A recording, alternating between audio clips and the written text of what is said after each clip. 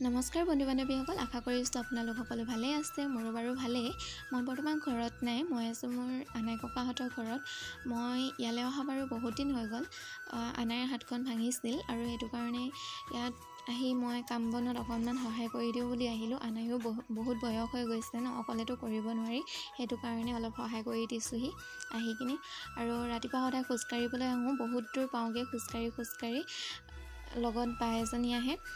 আৰু আজি ভাবিলোঁ আপোনালোকক অকণমান ৰাতিপুৱাৰ গাঁৱৰ দৃশ্যটো দেখুৱাওঁ বুলি। বহুত সুন্দৰ, বহুত ভাল লাগে ইয়াত থাকি কিনি। ৰাতিপুৱা অলপ খোজকাঢ়ি আহিলে মানে মনবোৰ এনেও ভাল লাগি থাকে।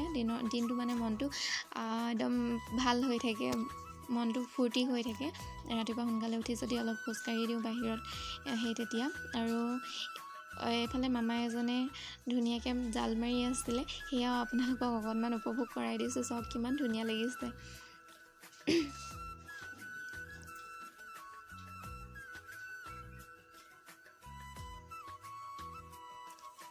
আৰু এইটোৱে হয় পুখুৰীটো, য'ত মামাজনে মাছ মাৰি আছিলে। আৰু চাওক ইমান ধুনীয়া, মানে পৰিৱেশটো বহুত ভাল লাগে। আৰুতো এতিয়া ৰোৱাৰ ছিজন ন, খেতিৰ ছিজন।